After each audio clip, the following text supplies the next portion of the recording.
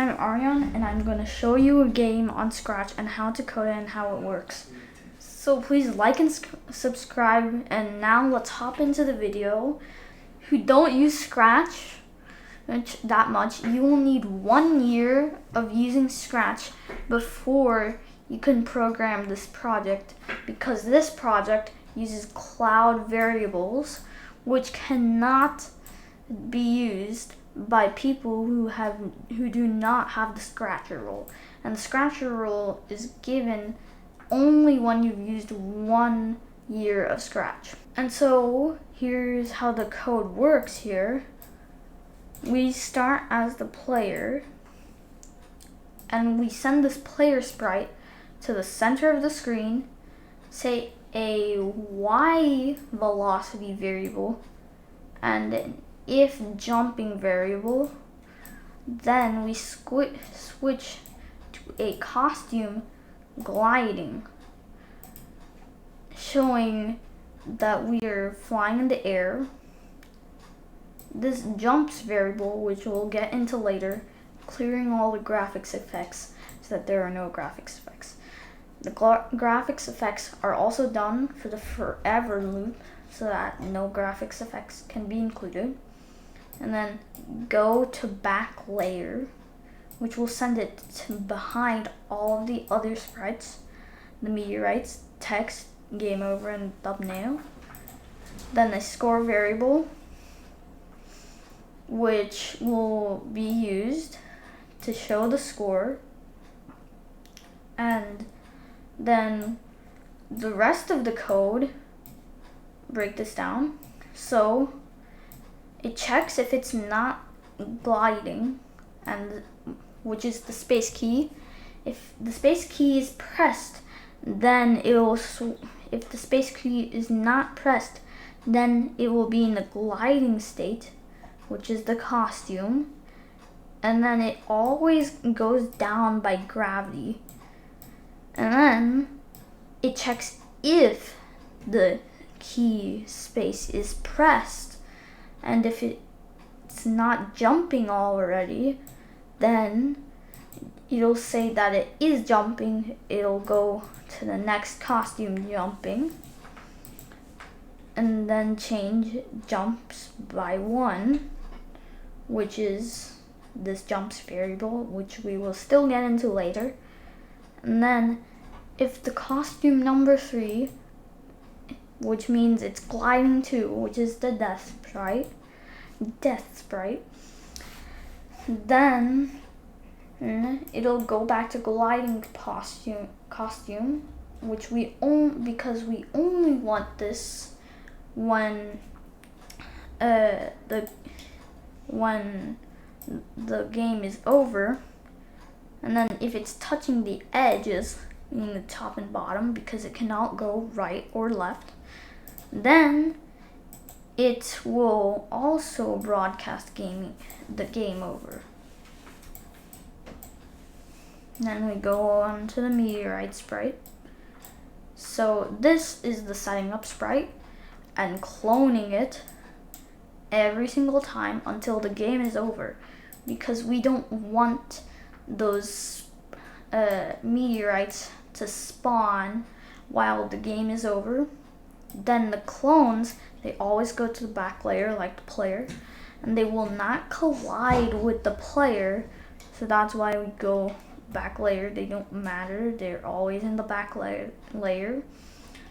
They do matter to the player, but not to the layers. And then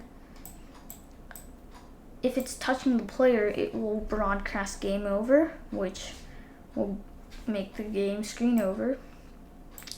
And each clone sets their size to 200% pixel art, and always go to the right of the screen in a random place in the y-axis, an x velocity, and then it repeats until it's on the left of the screen, that it will increase its x velocity by -1, and in each time of the loop it will go to the left because it is going -1.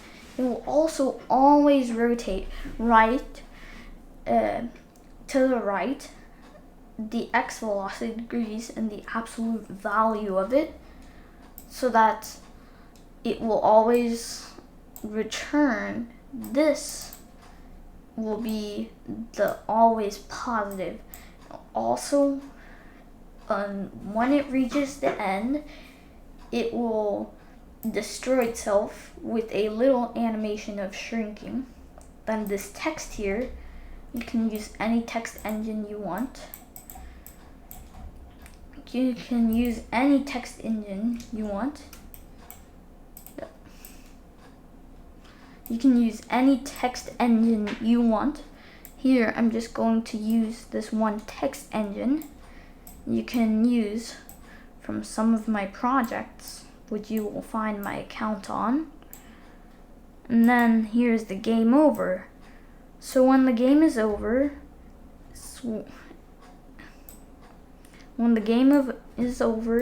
always switches to this costume, which will know the game is over.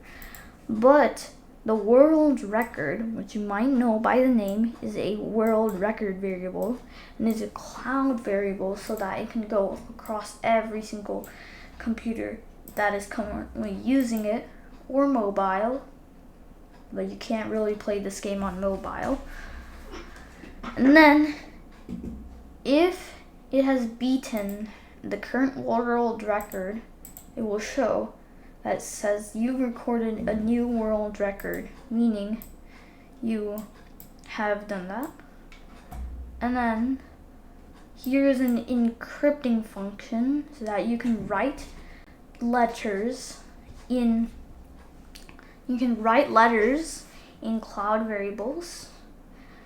So basically here, the problem with cloud variables is that they can't store letters. They can only store numbers. So when you encrypt these letters in a way that you can go to my project or watch a tutorial on how to encrypt, and then de-encrypt it when needed. And basically what happens here is that they encode it in multiple slots in the same string, and they write the username in jumps, and then they send that to the text, and they will always write the world record,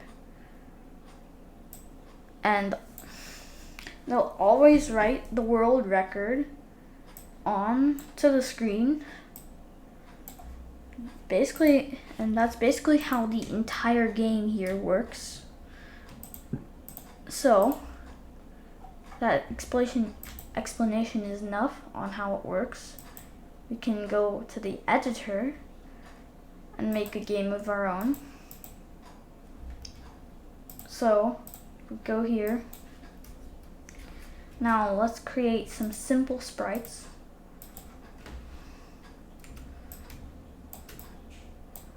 You can do anything how you want. You can create any sprites you want. I'm just going to create some simple sprites. Won't take too long. Just put this here.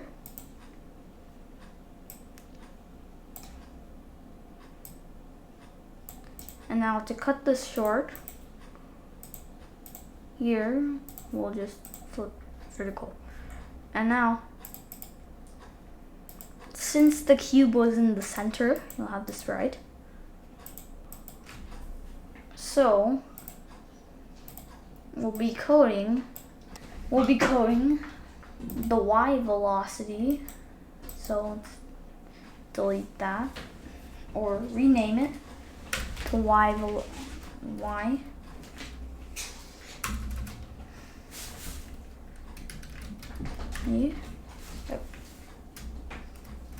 Turn off caps lock.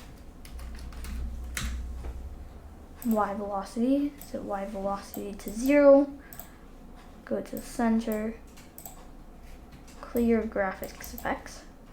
Always go to center. Drag away, go to center. Now, forever. I'll make this clear. -1. And then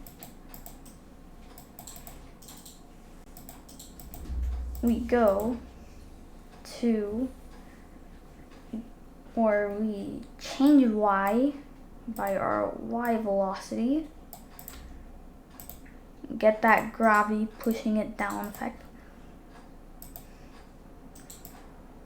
If touching edge, then now let's just do a broadcast message for now. Call this game over. Now go name this player.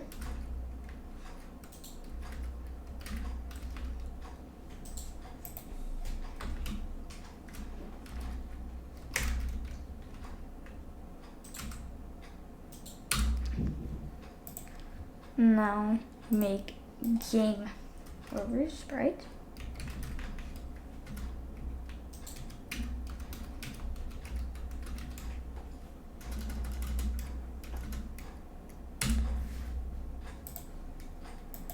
And then go here,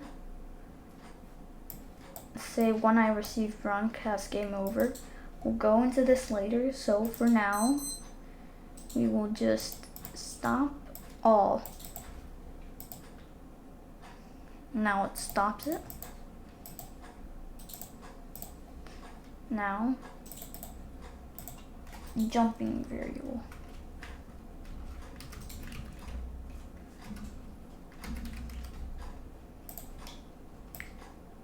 Zero.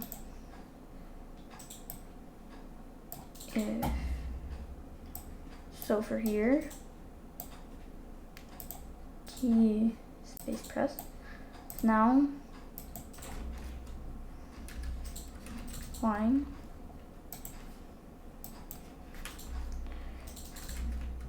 jumping. Now right with key space pressed, and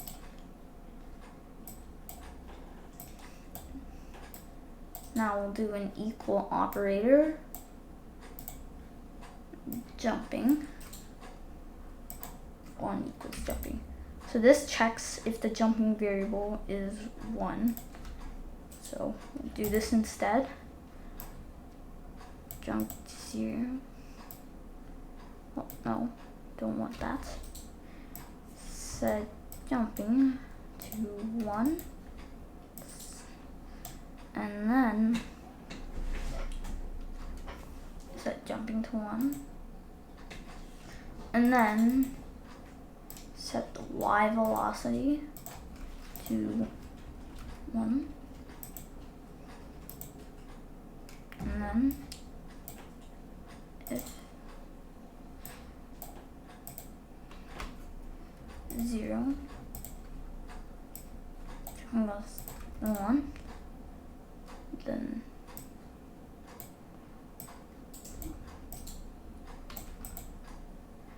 so basically what this does is that it goes through all this code of setting it up, and then it all does the gravity, and if it's touching the edge, it will end the game, and then it checks if the key space is pressed and it's not already jumping.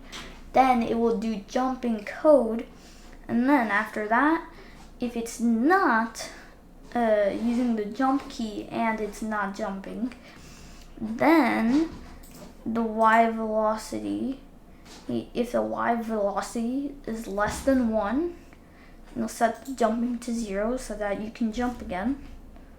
So let's test this out. Okay, there's a problem. So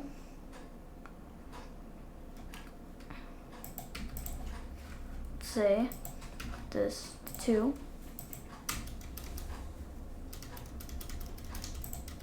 So basically, the higher you put this, the higher you'll jump.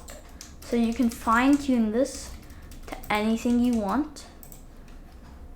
I'll just set it to 10 for a nice big jump.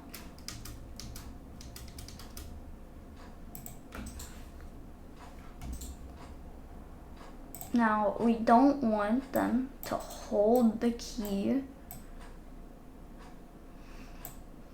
and just be able to continuously jump. So we'll check if they're not pressing the key. Then I'll now have to press the key to jump. Now let's put this jumping animation in. So go to jumping. Now here to flying.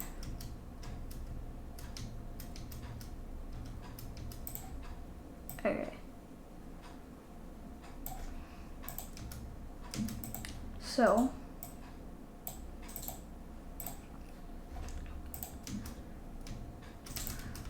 now what this does is the animations.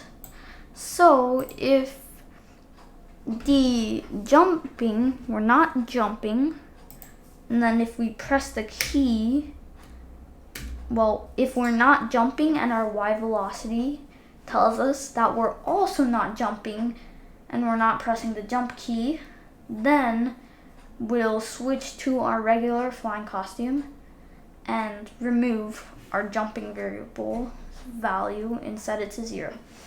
And then, well, if you are pressing this jump key and you can jump, then it will switch to your jumping costume. And we do not set it to the flying so that we can have a nice long animation like this.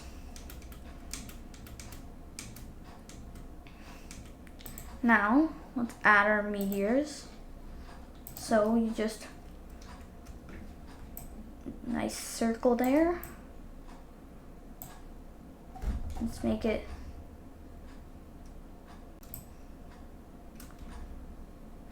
like this. Make that 60 by 60.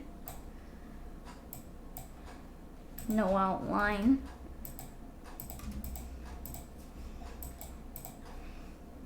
Save it. So, going to put this in the center, and you're going to hide it, and then do this, and you wait. Okay, clone.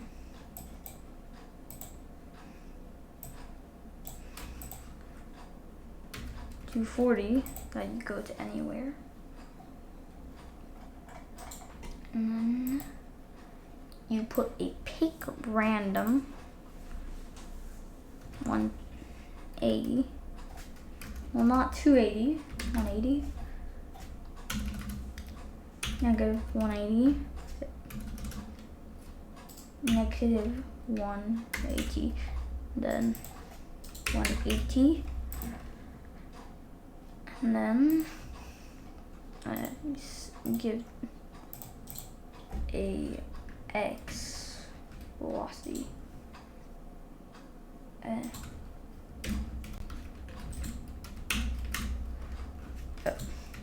Caps lock is on.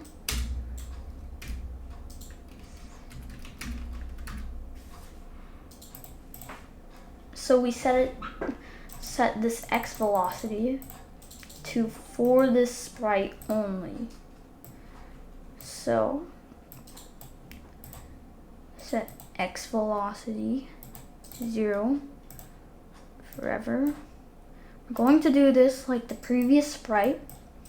So X velocity by -1. Then change your X.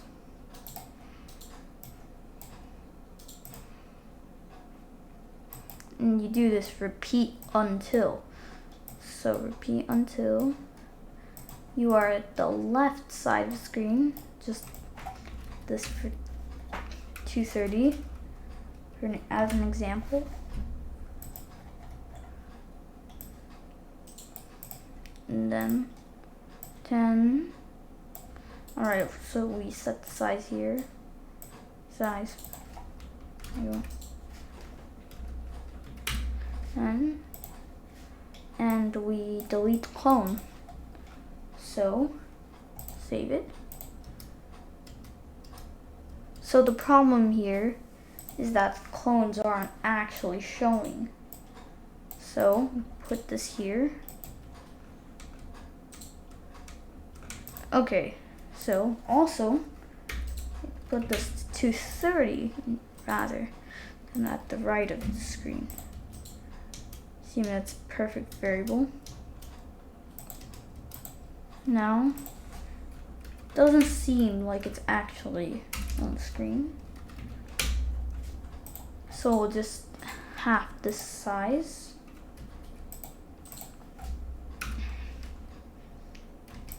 And then, cause those meteors are pretty big. And we'll also maybe half the size of the player too, cause it's all really big. Okay, I've got the meteors, but problem is you can touch them without being damaged, though it's really hard to get one intentionally. Cut and can touch them. So name this meteor. Now you can make it spawn more if you want. For now, I am gonna fine tune it to 0.5 for this small of game. Okay, so now here, right here, we're going to check if we're touching player. If we're touching player, then we do the same thing to do game over, broadcast game over.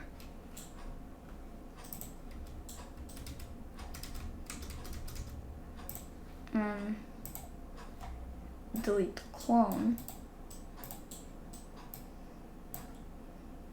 So here, show, and then when the game is over, you hide. You do that little additional thing now. You can now know. Okay, so now you make backdrop. Well, not the backdrop. Okay, you do this here. Set this 0, 0. And then you can just say game over.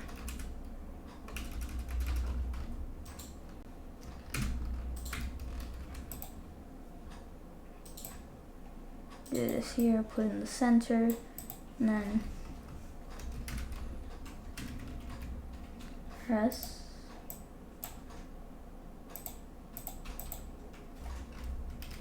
Green, black.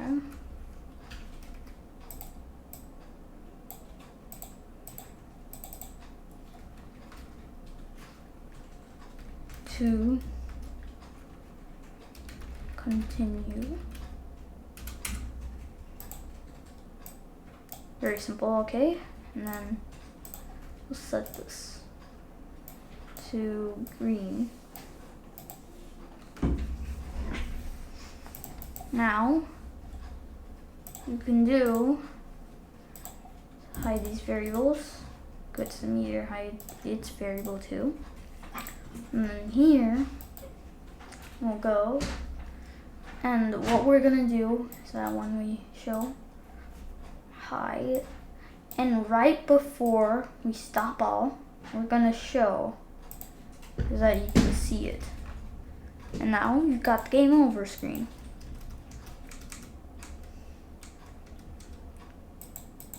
Okay, and now there you've got your game. So if you want to add your text and score your if you want to add your text and your public score, then I recommend you go and do a different tutorial on how to make those. So title this whatever you want. Hi.